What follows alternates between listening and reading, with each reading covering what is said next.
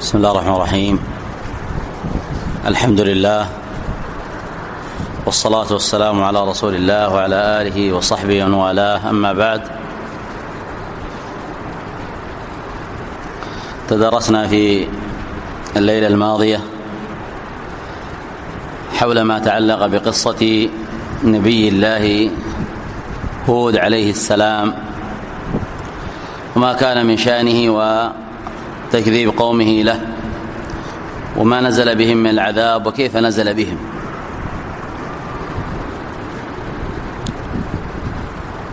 وهناك أمر يحتاج القارئ والسامع لقصة نبي الله هود عليه السلام أن يتنبه له، وهذا الأمر هو أنه قد اشتهر في بعض كتب التاريخ وبعض كتب التفسير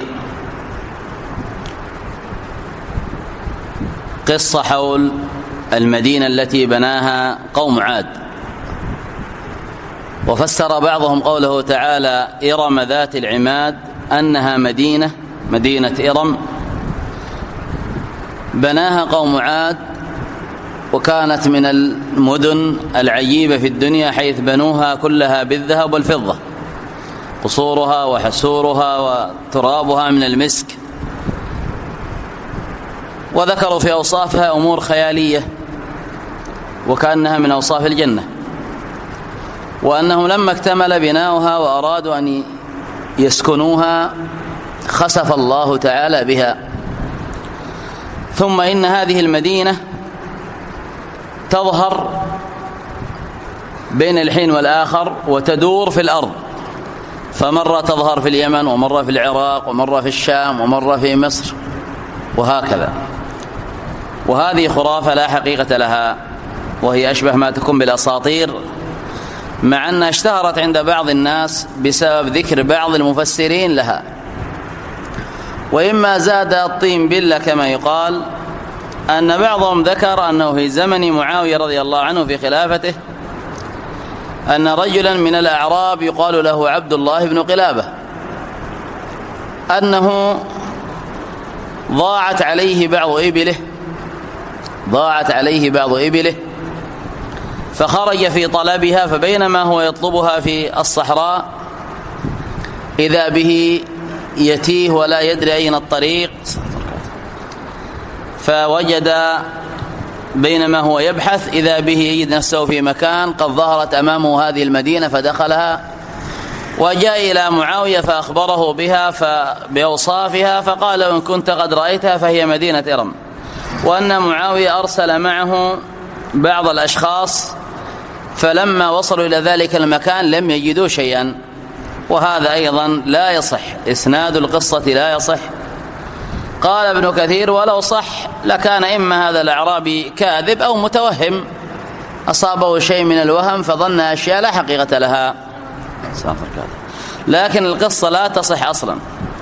فيتنبه لهذا، لأن هذا قد تشتهر لا سيما عند عامة الناس وأنها مدينة من صفتها كذا وكذا، وهذه خرافة لا حقيقة تحتها. أما بالنسبة لدرسنا هذه الليلة إن شاء الله تعالى فهو في مدارسة لقصة نبي الله صالح عليه السلام. ونبي الله صالح كان أول رسول بعد هود، إلا أن هود أرسل إلى قوم عاد في حضرموت في الأحقاف، وصالح أرسل إلى أهل الحجر من الحجاز، ما بين الحجاز وما بين الشام، أهل الحجر قريبا من تبوك، حيث مساكنهم هناك، كما قال الله تعالى كذب أصحاب الحجر المرسلين. ونبي الله صالح من الأنبياء والرسل الذين قص الله علينا قصته في القرآن في عدد من السور، منها ما ذكره الله تعالى في سورة الأعراف، ثم في سورة هود، وسورة الإسراء أشار إلى ذلك بآيات سيرة، وهكذا في سورة الشعراء، وذكر الله تعالى قصته أيضا في سورة القمر، في سورة فصلت، في سورة الذاريات جاء ذكر قوم ثمود، وهكذا ذكر الله تعالى قصته في سورة الفجر. وأشار إليه وذكر اسم نبي الله صالح في عدد أخر من صور القرآن. وكان أول نبي أرسل بعد هود، إلا أنه كما سمعتم كانت رسالته إلى أهل الحجر، والحجر منطقة قريبة من تبوك يقال لها الآن، وهي الآن ضمن ما يسمى بمحافظة العلا شمال المملكة العربية السعودية قريبا من تبوك. وصالح عليه السلام بعد أن أهلك الله تعالى قوم عاد، وبقي نبي الله هود مع من آمن يعبدون الله جل وعلا لمدة، نشأ الشرك مرة أخرى لكن في شمال الجزيرة في بلاد الحجر من تبوك على أيدي قوم ثمود. وقوم ثمود هم من العرب الأوائل، العرب العاربة، من الأصول العربية الذين تعود إليهم بعض أنساب العرب، يقال لهم العرب العاربة، ويتصل نسبهم بسام بن نوح، كما تقدم أن سام كان هو أبو جميع العرب. إذن فنوح وهود وصالح كلهم من الأنبياء الذين كانوا في العرب، من الأنبياء الذين بعثوا إلى العرب. وأما صالح عليه السلام فقيل كان اسمه صالح بن عبيد بن ماسح، يتصل نسبه بسام بن نوح من قبيلة ثمود ابن عاثر ابن إرم ابن سام بن نوح عليه السلام. لما بدأ الشرك في الحجر من قوم ثمود وفي قبيلة ثمود أرسل الله إليهم رسولا منهم ومن نفس قبيلتهم، وكما قال الله تعالى ما أرسلنا من رسول إلا بلسان قومه، فأرسل إليهم رسولا منهم وهو نبي الله صالح، ممن عرف صدقه وعرف رجاحة عقله، حتى قال له قومه لما بدأ يدعوهم إلى عبادة الله وحده وترك عبادة الأصنام: يا صالح قد كنت فينا مرجوا قبل هذا، يعني قبل أن تأمرنا بترك أصنامنا كنت مرجوا، كنا نرجو فيك كمال العقل لما كانوا يرون من حسن كلامه ورأيه وسداد قوله وفعله، فلذلك قالوا قد كنت فينا مرجوا قبل هذا. لكن لما جاءهم صالح عليه السلام بذلك كذبوه. وكانت هذه القبيلة قبيلة ثمود وقوم ثمود أصحاب قوة وبأس كما كان قوم عاد، فكان عندهم بسطة في الأجساد وقوة في أجسادهم وطول في أعمارهم، فكانوا معمرين. وقد بلغ من قوتهم أنهم كانوا يصنعون لهم بيوتا داخل الجبال، ينحتون الصخر والجبال وتكون بيوتهم وقصورهم ينحتونها غرفا داخل الجبال. وكانوا يبنون في سهولهم ووديانهم قصورا، كما ذكر الله تعالى ذلك في سورة الشعراء: وتتخذون من سهولها قصورا، في سورة هود وفي سورة الأعراف: وتنحتون من الجبال بيوتا. قال بعض أهل التفسير لما كانت أعمارهم طويلة كان أحدهم يبني له القصر في السهل والوادي، من طول أعمارهم يخرب هذا القصر وينهدم من طول المدة، وصاحبه ما زال حي ما قد مات، فلذلك رأوا أن البيوت تنهدم قبل أن يموتوا لطول أعمارهم، فكانوا بعد ذلك ينحتون الجبال، جعلوا بيوتهم داخل الجبال، كما قال الله تعالى: وتنحتون من الجبال بيوتا فارهين. ومعنى فارهين أي ليس مجرد أي نحت، بل بحذق وإتقان لهذه المهنة ولهذه الصنعة، وينحتون نحتا متقنا، فيجعلون بيوتهم في الجبال منحوتة، ويحولون الجبل إلى بيت وإلى قصر فيه كذا من الغرف والمرافق. وتنحتون الجبال بيوتا فارهين. فكان هذا من الأسباب التي جعلتهم يعاندون ويستكبرون في الأرض بغير الحق، لما رأوا من قوتهم وكمال صنعتهم فروا أن عقولهم أعظم من أن تستجيب لقول صالح. لذلك ما إن بدأ صالح عليه السلام يدعوهم حتى بدأوا على عادة المكذبين للأنبياء بالسخرية والاستهزاء والتكذيب. فهؤلاء يقولون له ما أنت إلا بشر مثلنا، وهؤلاء يقولون له قد كنت مرجوا فينا قبل هذا أتنهانا أن نعبد ما يعبد آباؤنا، وهذا يقول له ائتنا بما تعدنا إن كنت من الصادقين، وهذا يقول له إنما أنت من المسحرين، إلى غير هذا من الألفاظ. وصالح عليه السلام صابر عليهم يدعوهم ويحسن إليهم بالقول ويصبر على أذاهم ويتلطف بالعبارة يا قوم إني على بينة من ربي، ولم يزل يتلطف بهم ويحرص عليهم وعلى هدايتهم، وهم لا يزالون مصرين على تكذيب والاستهزاء به. ما إن علم الكفر من قوم صالح أن بعض الضعفاء والمساكين قد آمنوا بصالح إلا وذهبوا إليهم يزجرونهم أتعلمون أن صالحا مرسل من ربه؟ قال الذين استضعفوا إنا بالذي أرسل به مؤمنون.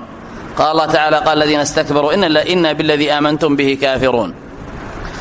استمر صالح عليه السلام ما شاء الله أن يدعوهم وهم على كفرهم كما قص الله في كتابه.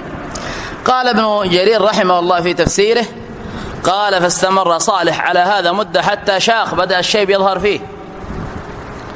فبينما قوم ثمود كبارهم ووجوه قوم ثمود اجتمعوا في ناديهم أي في المكان الذي يجتمعون فيه المشاورة والجلوس، إذ أقبل عليهم صالح ودخل عليهم مجلسهم ودخل في ناديهم وجعل يدعوهم إلى الله ويحذرهم ما هم فيه من الشرك وعبادة الأصنام ويدعوهم إلى الله جل وعلا. فلما رأوا من إلحاحه وقوة بيانه وحجته قالوا له على وجه التعجيز، قالوا له إن كنت تريدنا أن نؤمن بك، وأشاروا إلى صخرة كانت قريبا منهم، فأخرج لنا من هذه الصخرة ناقة، وجعلوا يذكرون من صفاتها أنها تكون كيت وكيت وكذا وكذا، يذكرون من صفاتها.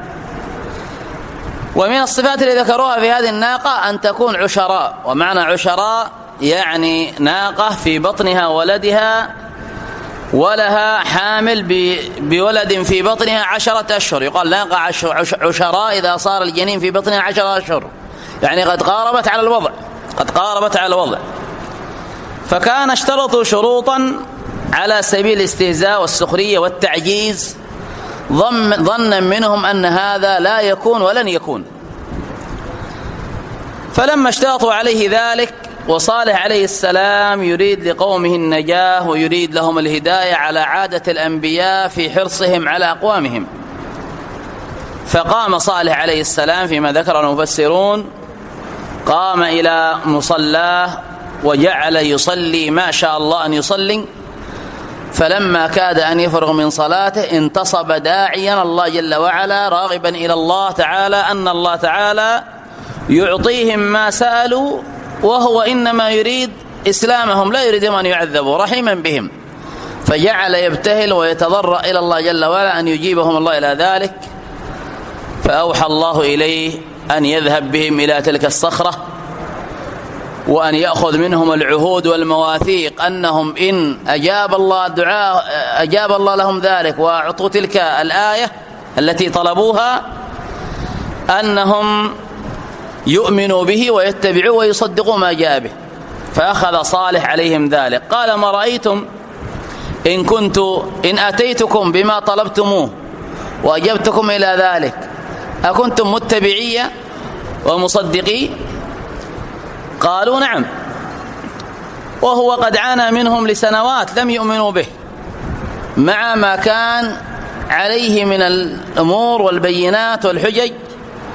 فعندئذ لما وافقوا على ذلك ازداد من أجل أن يتثبت منهم، فأخذ عليهم العهود والمواثيق على أنهم إن حصلت هذه الآية يؤمنوا به، فأعطوه عهودهم ومواثيقهم.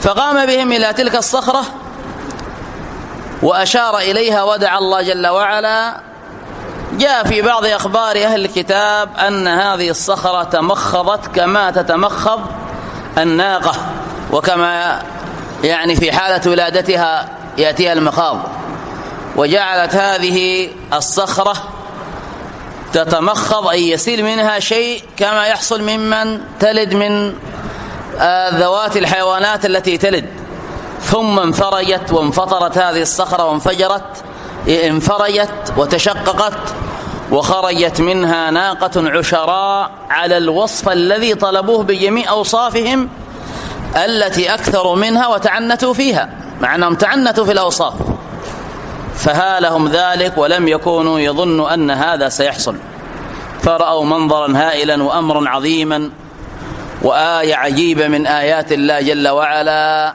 فسقط في أيديهم ولم يكونوا صادقين في الإيمان بصالح. لكن لما رأوا هذه الآية آمن جمع كبير منهم، وجمع كبير آخر استمروا على الكفر رغم ما أعطوهم من العهود والمواثيق أن يؤمنوا. لكن بعد أن رأوا هذه الآية اصطلح أمرهم على عدم تكذيب صالح، بمعنى على عدم أذيته، فمن آمن قد آمن. وأناس أظهروا الإيمان لما كانوا قد أعطوا من العهود والمواثيق، وهم في الحقيقة لم يقتنعوا ولم يدخل الإيمان في قلوبهم. فبعد أن حصل هذا الأمر اصطلحت القبيلة على أن تبقى الناقة هذه الآية التي خرجت بين أظهرهم، وأن يعملوا بالشروط التي يضعها صالح، وأنه من آمن قد آمن ومن لم يؤمن لم يؤمن، بمعنى تقف بينهم الأذية فلا يؤذي الكفار المؤمنين. فأخبرهم صالح بما أوحاه الله إليه، كما قال الله تعالى: هذه ناقة الله لكم آية فذروها تأكل في أرض الله ولا تمسوها بسوء فيأخذكم عذاب أليم. وفي سورة القمر قال الله تعالى: لها شرب ولكم شرب يوم معلوم. كانت هناك بئر يشرب منها قوم ثمود غزيرة الماء، فكان من جملة الابتلاء الذي امتحنهم الله به ليعلم صدقهم أن هذه البئر تكون يوما لهم يستقون منها ويأخذون احتياطا يملؤون أوعيتهم ويأخذون احتياطهم لليوم الثاني، والناقة في ذلك اليوم لا تشرب من هذه البئر شيئا. فإذا كان اليوم الثاني كان الماء للناقة وهم لا يشربون شيئا، لكن يعوضون بأن يشربوا من لبنها ما شاءوا. فكانت الناقة ترد البئر يوم ثم تذهب إلى الوادي ولا تعود إليه إلى اليوم الثالث، يوما بعد يوم، يوم لهم ويوم للناقة. قال الله تعالى: ونبئهم أن الماء قسمة بينهم كل شرب محتضر أي ممنوع. إذا كان اليوم للناقة فيمنعونهم من أن يأخذوا من البئر، وإذا كان اليوم لهم فتمنع الناقة من أن تشرب، لشيء وامتحان وابتلاء من الله لهم. فكانت الناقة إذا كان يومها تضع رأسها في البئر فلا ترفعه ولم يبقى من البئر قطرة، لكن ما إن ترفع رأسها وقد شربت البئر كله إلا وتتفاج لهم، تفرج عن رجليها ويحلبون من ضرعها ما شاءوا، فيشربون ويملؤون أوعيتهم وما أرادوا، وتمر عليهم دارا دارا حتى يحلبوا منها ما شاءوا ويكتفون من لبنها. فاستمروا على هذا مدة.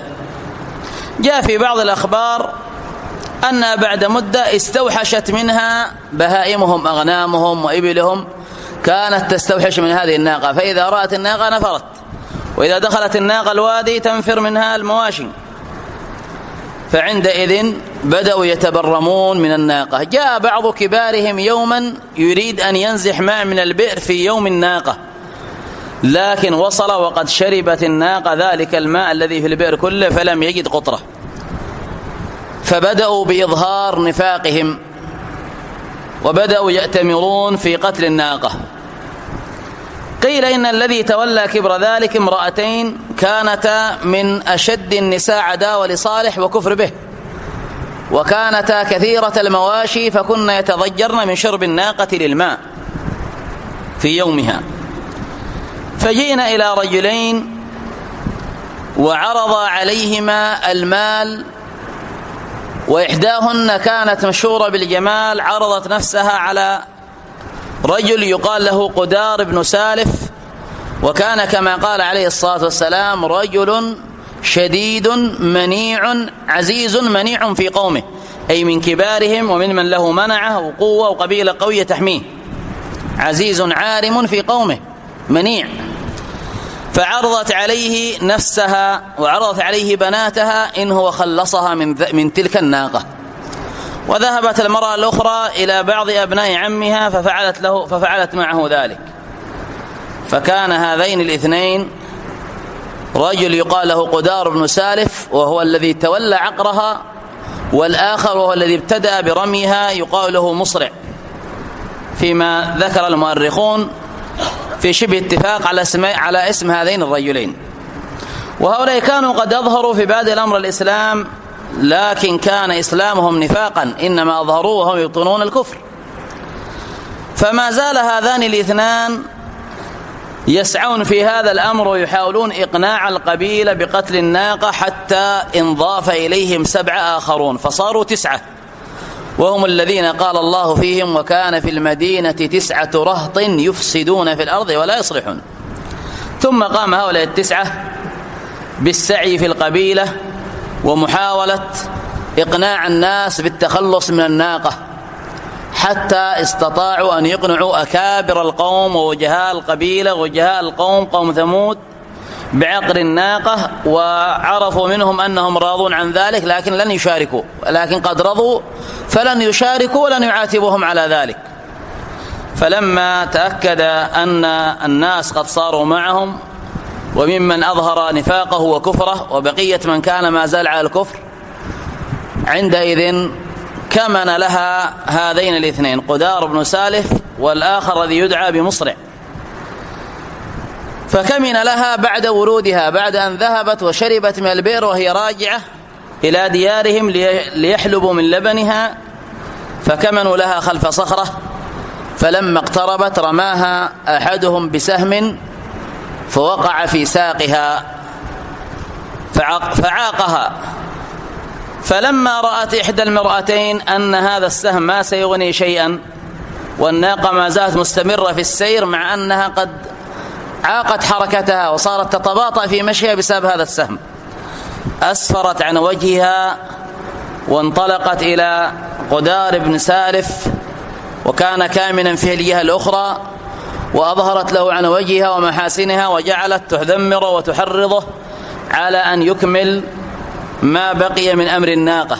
فقام إليها ذلك الشقي ورماها بسهم آخر في عرقوبها، ثم لما رماها في سهم في عرقوبها سقطت على جنبها إلى الأرض.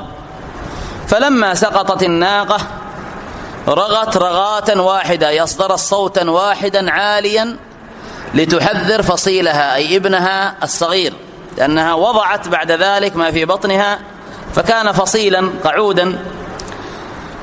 فلما سقطت ورغت تلك الرغاة وفر فصيلها صاعدا إلى بعض الجبال، قام قدار بن سالف الذي سماه النبي صلى الله عليه وسلم أشقى الأولين، قدار بن سالف، واخترط سيفه ونحرها من لبتها وقتلها. وانطلقوا يعدون بعد فصيلها، بعد ابن الناقة، يريدون أن يقتلوه كما قتلوا أمه، فلم يدركوا حتى صعد إلى ذروة جبل عال. فلما وافى ذروة الجبل رغى 3 رغيات، أصدر وصاح 3 أصوات عالية. واختلفت الروايات ولا يوجد شيء دليل صحيح عن النبي عليه الصلاة والسلام، إنما هي من أخبار أهل الكتاب. فمن قائل يقول بأنهم أدركوه وقتلوه ورموا بجثته بجانب أمه وتقاسموا لحم أمه ولحمه بينهم. ومن قائل يقول أنه لما صعد إلى الجبل وأرادوا قتله انشقت له صخرة، وقيل أن الصخرة التي خرجت أمه منها فدخل فيها فانطبقت عليه. ورواية تقول أنهم كلما أرادوا أن يصعدوا إليه الله تعالى جعل الجبل يرتفع ويعلو فلم يستطيعوا، كلما ارتفعوا الجبل يكبر حتى كاد يبلغ السماء فلم علموا أنهم لا يقدروا عليه فرجعوا ولا يدرون أين ذهب، وهي كلها أخبار مأخوذة من أخبار الكتاب مما لا تصدق ولا تكذب، إلا أن الله تعالى أخبر أنهم عقروا الناقة ولم يخبر عن فصيلها، فالله أعلم حقيقة الأمر في أمر فصيلها كيف كان. لما صاح هذا الفصيل 3 صيحات عندئذ جاء صالح عليه السلام باكيا لما أخبر بعقر الناقة، ولما سمع صوت فصيلها يصيح 3 أصوات أوحى الله إلى صالح أن يخبر قومه بأن ينتظروا العذاب 3 أيام. قال الله جل وعلا: فقال تمتعوا في داركم 3 أيام ذلك وعد غير مكذوب. قال الله تعالى: فعقروا الناقة وعتوا عن أمر ربهم وقالوا يا صالح ائتنا بما تعدنا إن كنت من الصادقين. فلم يكتفوا بعقرها وإنما أرادوا عقر ولدها، ولم يكتفوا بذلك بل ما إن جاء صالح يعاتبهم حتى صارحوه وجاهروا بالكفر وهم كانوا قد أظهروا الإسلام. وإزاد على ذلك لما قال تمتعوا في داركم 3 أيام جعلوا يهزؤون ويكذبون ويقولون متى هو؟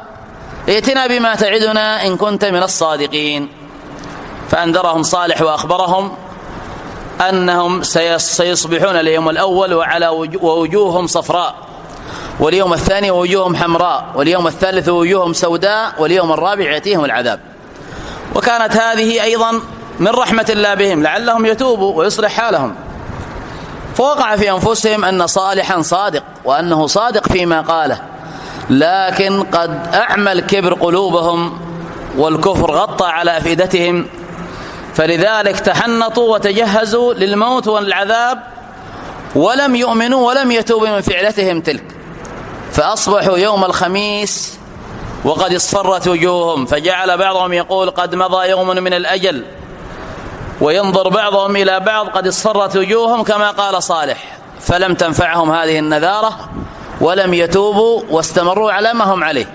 ولما جاء الجمعة واحمرت وجوههم وهم يقول بعضهم لبعض قد مضى يومان من الأجل، فلما كان السبت أصبحوا وجوههم سوداء، وبعضهم يكلم بعض وينظر بعضهم إلى بعض، قالوا مضت 3 أيام من الأجل. لما أمسوا يوم السبت من ليلة الأحد فيما ذكر جماعة مفسرين وروا أنه ما أصابهم شيء، جعل بعضهم ينادي بعض ألا قد مضى الأجل، يعني ما حصل شيء، لكن مع ذلك ما زالوا متحنطين بحنوطهم وأكفانهم ينتظرون ما يكون. فلما أصبحوا يوم الأحد وأشرقت الشمس أرسل الله عليهم العذاب كما قال الله سبحانه وتعالى: فأخذتهم الصيحة مصبحين في صباح اليوم الرابع عند شروق الشمس، فجاءتهم صيحة من السماء عظيمة من فوقهم ورجفت الأرض من تحت أقدامهم، فانتهى أمرهم.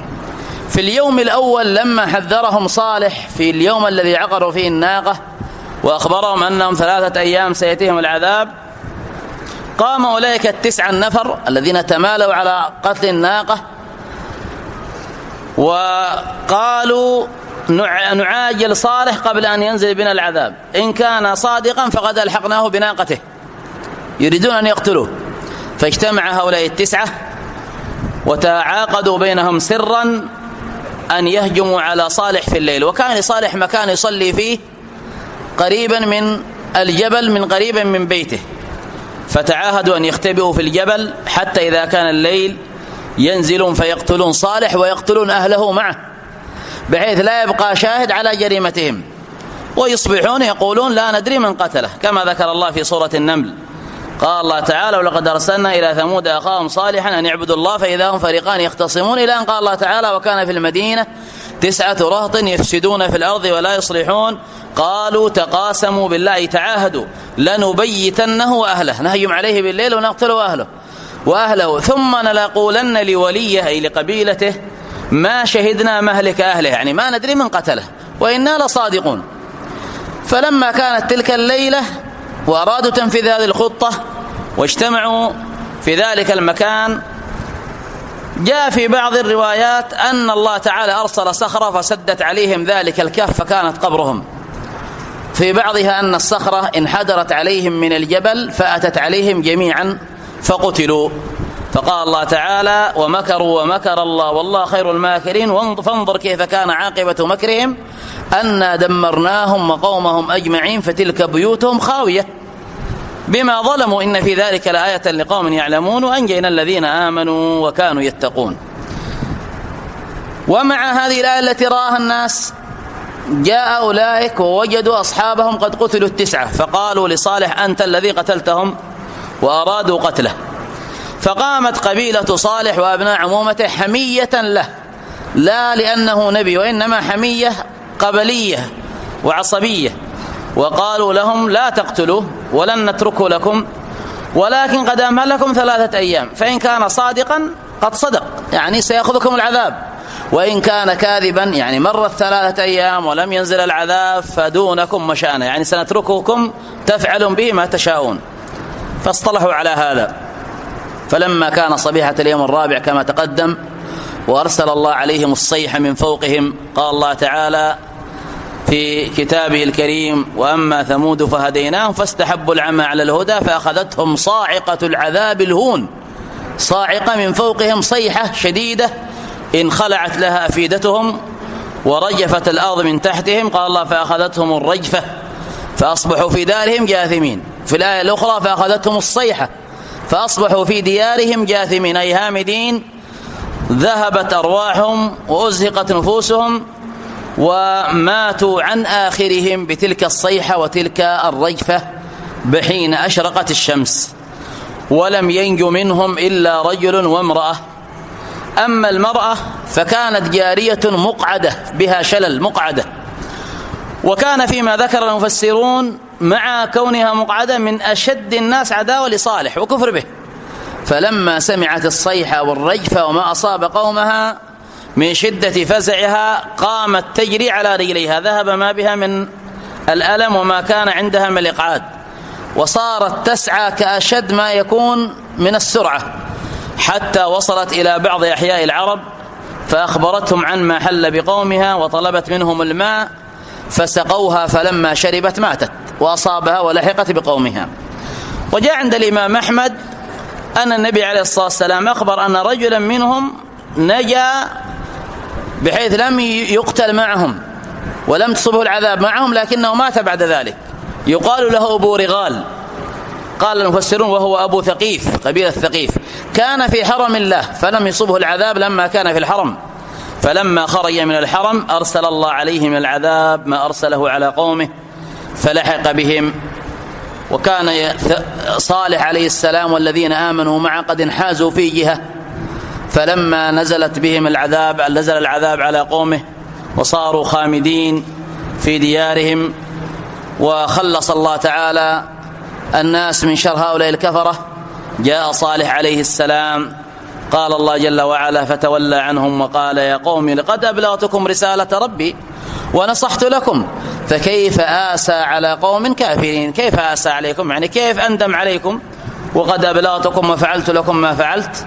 فكانت هذه نهاية هؤلاء الكفر الفجرة الذين قص الله علينا من قصتهم ما سمعتم في ثنايا هذه الآيات ومعانيها، بعد أن وصفهم الله بالقوة كما قال تعالى: وثمود الذين جابوا الصخر بالواد. جابوا أي قطعوا، يقطعون الصخور ويصنعون منها البيوت، فلم تنفعهم قوتهم ولا كثرتهم، إذ نزل بهم عذاب الله جل وعلا، فلا غالب إلا الله سبحانه وتعالى، ويأبى الله إلا أن يتم نوره ولو كره الكافرون.